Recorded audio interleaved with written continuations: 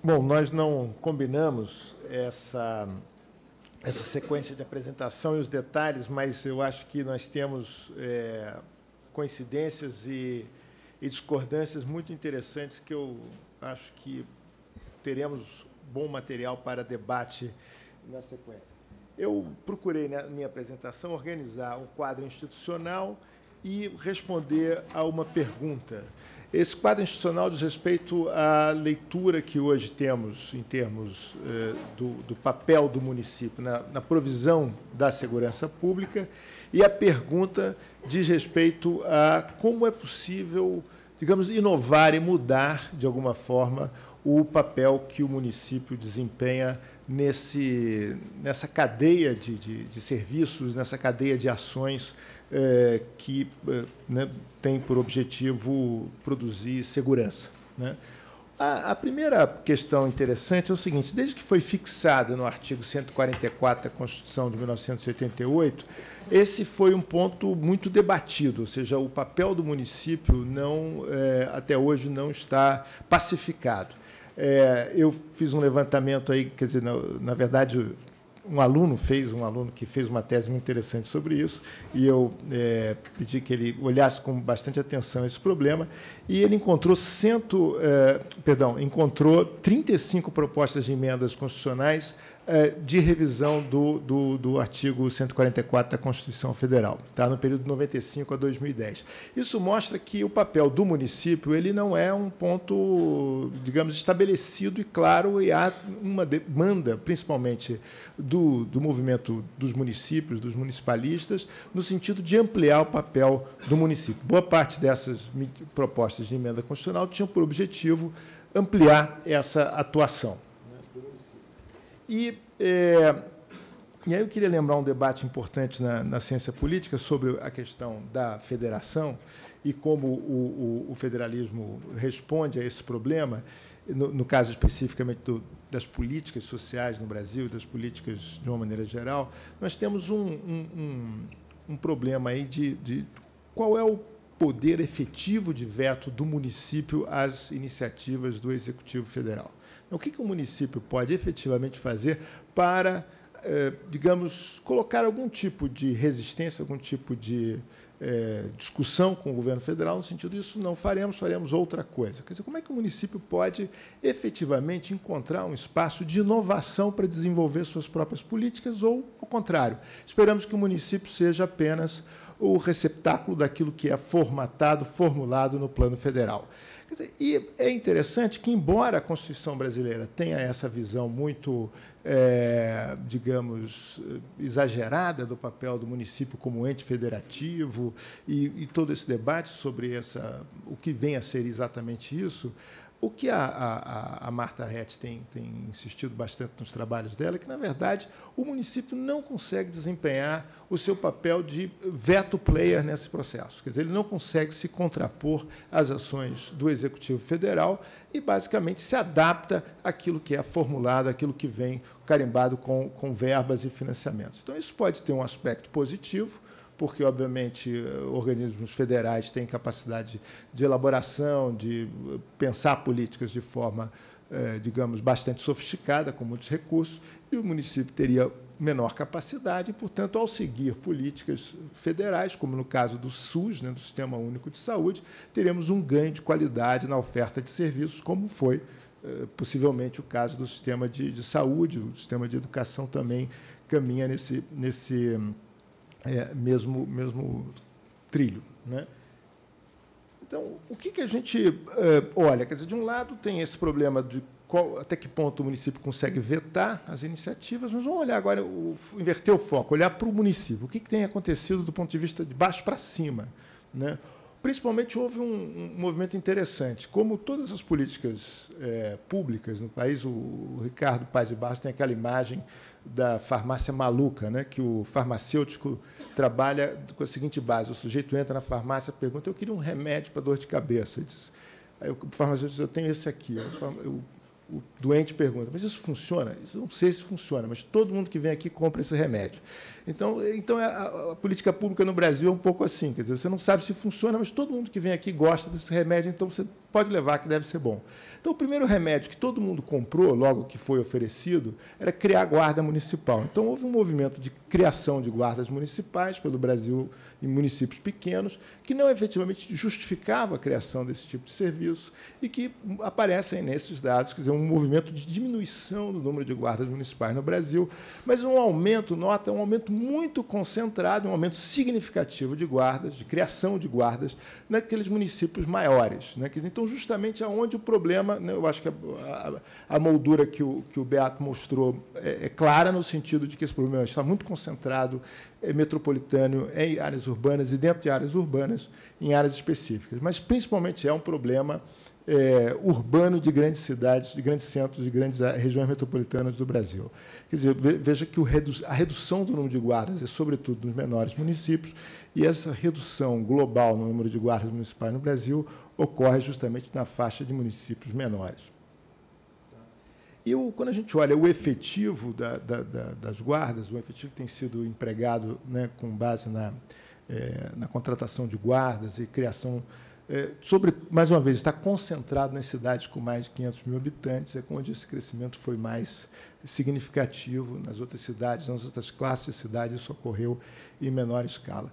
Interessante, o município responde a uma situação que parece pressionar, sobretudo, os grandes municípios. O prefeito procura uma alternativa, mesmo em estados onde a polícia militar está muito presente, muito bem organizada, como Minas Gerais e São Paulo, acho que são os dois exemplos de uma polícia militar muito capilarizada, muito presente, digamos, nos estados, há uma carência muito grande de serviços de segurança que o prefeito procura responder com a criação de guarda, com contratação de guardas e colocação desses guardas em campo. E a minha pergunta é o seguinte: bom, e agora? O que essa guarda faz? As tentativas de alterar o artigo 144 foram mal sucedidas. A guarda não consegue ir além de uma força auxiliar, com todos os problemas que esse papel representa em termos da cadeia de provisão da segurança pública. E vamos olhar um pouco para a figura. Quando é que começou essa conversa de municipalização de políticas de segurança? No governo Fernando Henrique Cardoso, isso foi, quer dizer, houve um movimento, eu acho que muito interessante, de criar esses mecanismos por meio do reforço do Plano Nacional de Segurança Pública, foi a primeira iniciativa nesse sentido, e também reforçou a estrutura, digamos, de financiamento para programas dos estados via Ministério da Justiça e também dos municípios.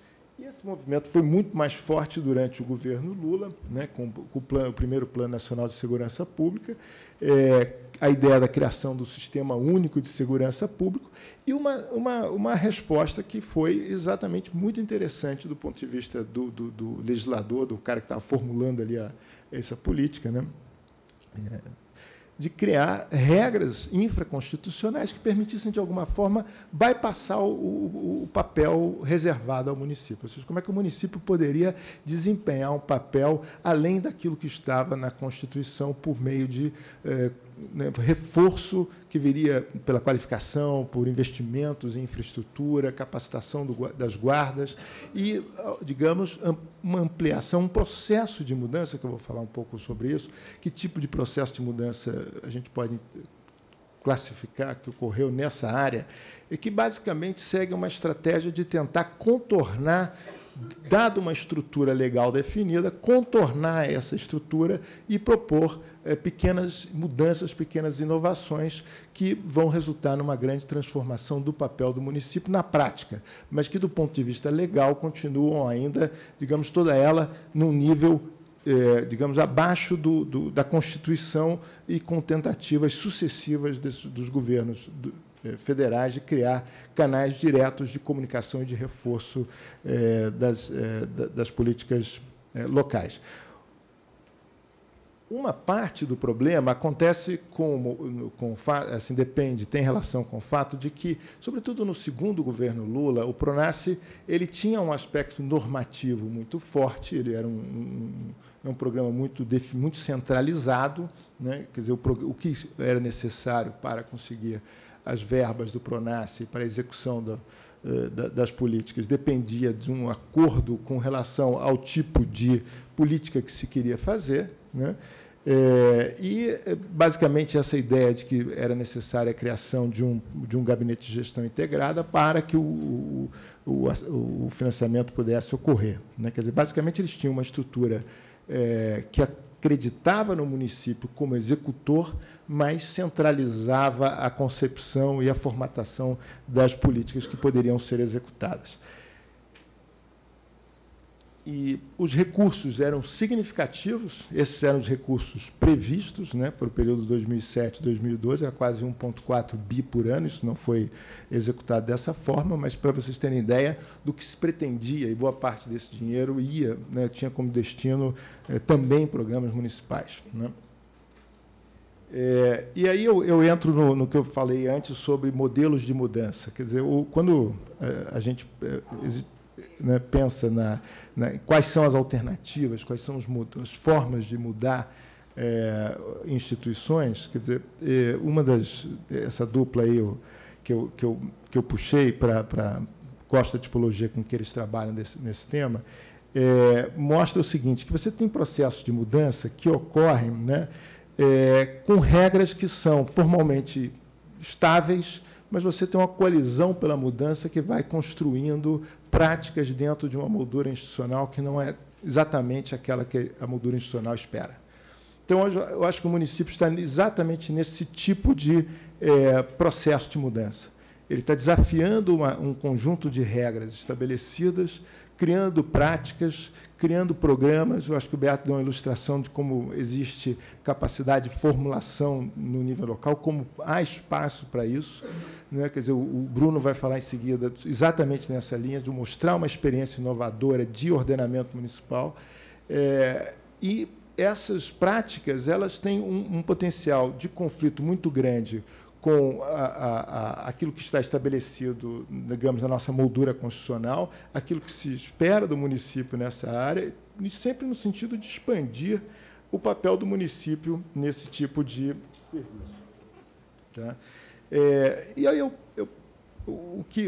eu participei, digamos, dessa guerrilha para pensar alguma coisa diferente, e aí, no caso do Rio de Janeiro, foi a minha chance de fazer alguma contribuição para a equipe do Bruno, do secretário Alexandre Vieira e do atual prefeito Eduardo Paes.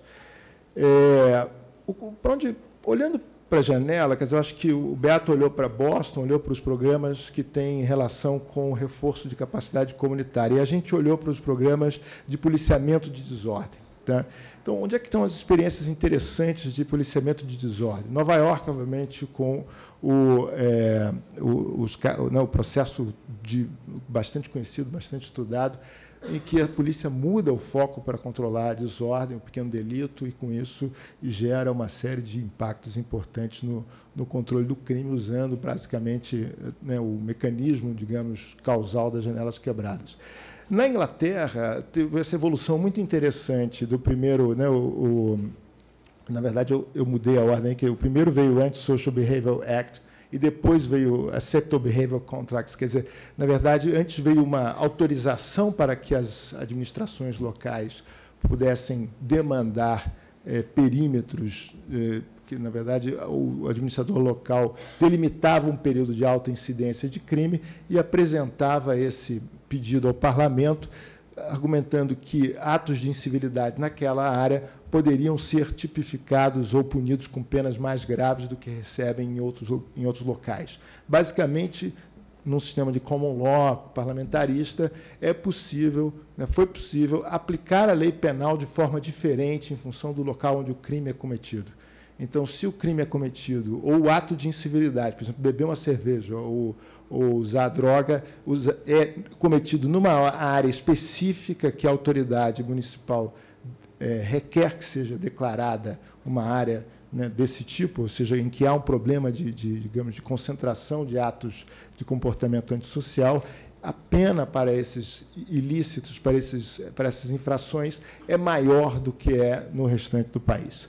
Então, isso foi o início, depois isso evoluiu para uma espécie de um contrato entre comunidade e no que diz respeito ao uso de áreas públicas, regras que seriam permitidas nesses espaços, e isso digamos, é um modelo interessante, porque trata o espaço e trata o problema como uma unidade específica no processo de formulação de política, e trata também a diferenciação daquilo que pode ocorrer em áreas sensíveis daquilo que ocorre nas áreas normais da cidade.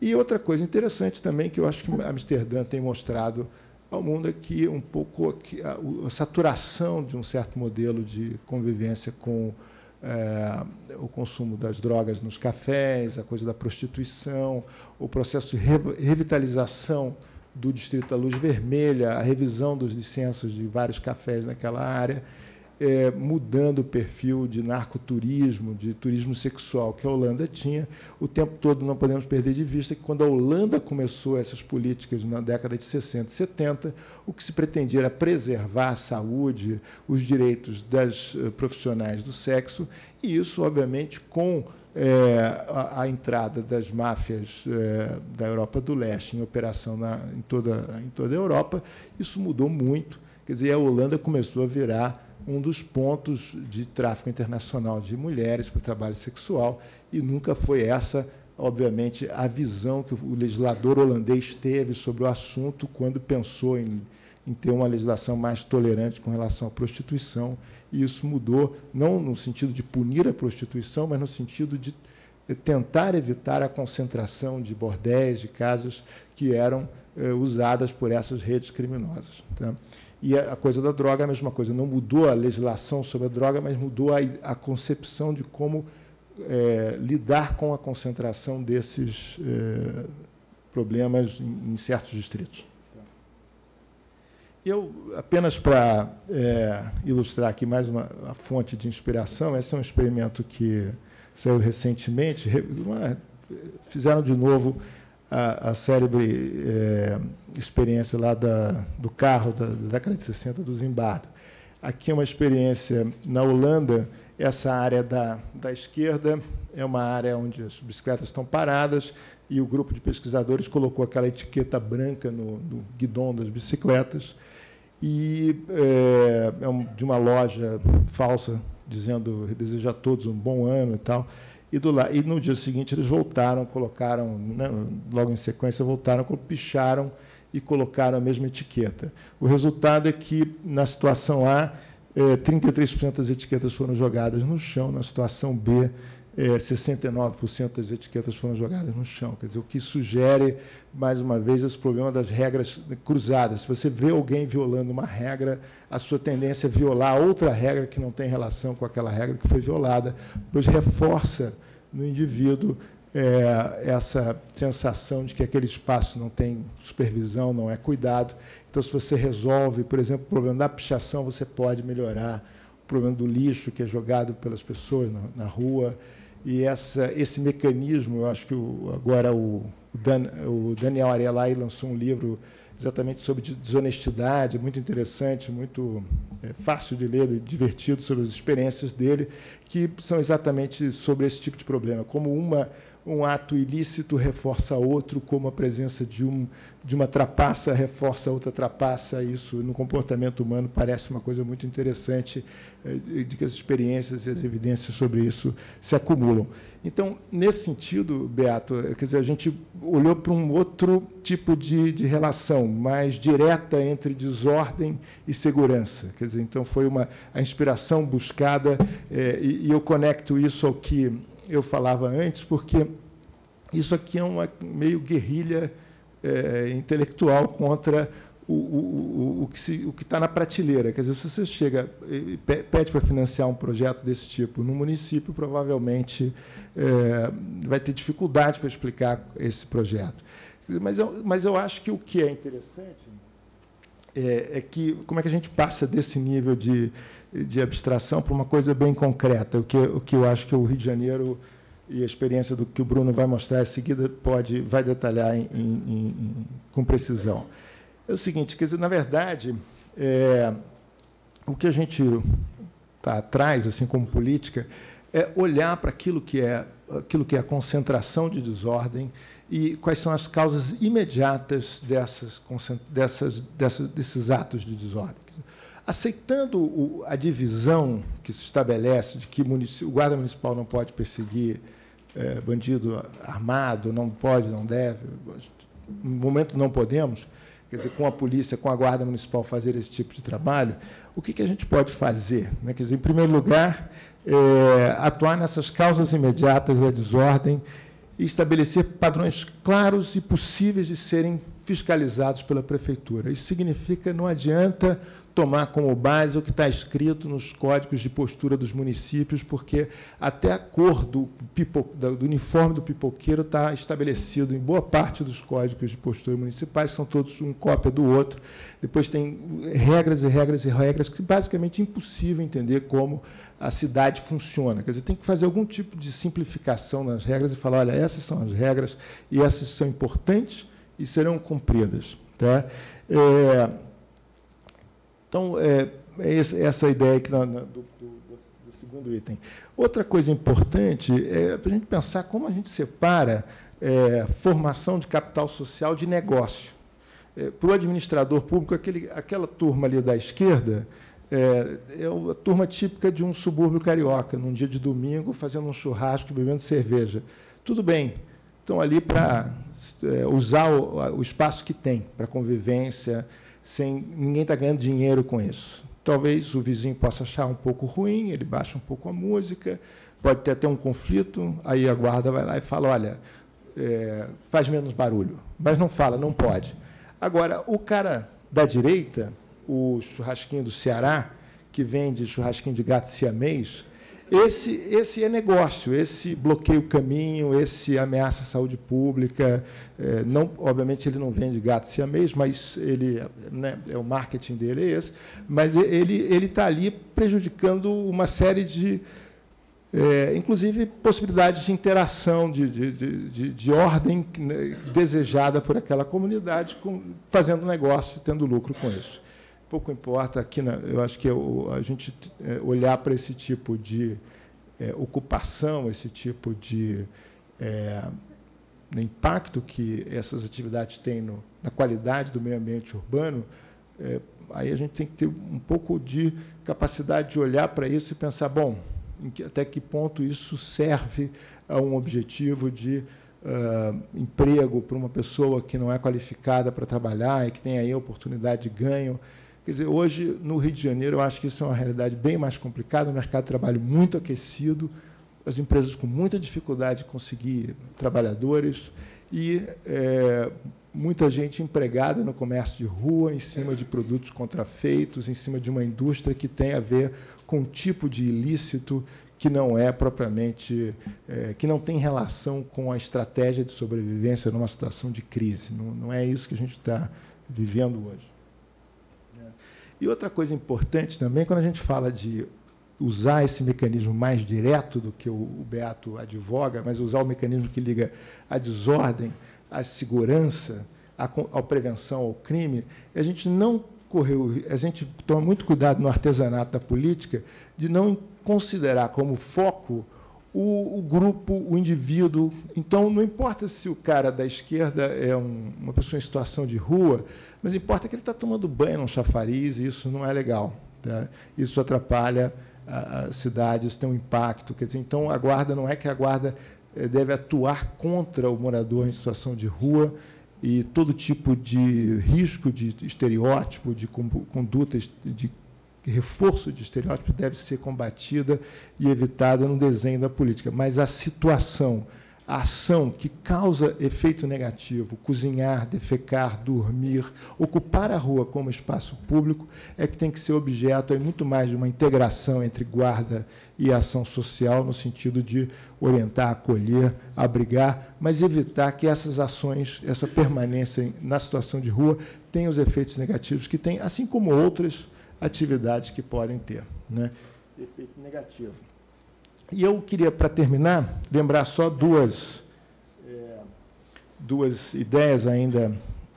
Uma é uma PEC que foi proposta agora pelo senador Armando Monteiro, que está em tramitação no Congresso, é mais uma que vai se somar àquelas 35, só que essa tem essa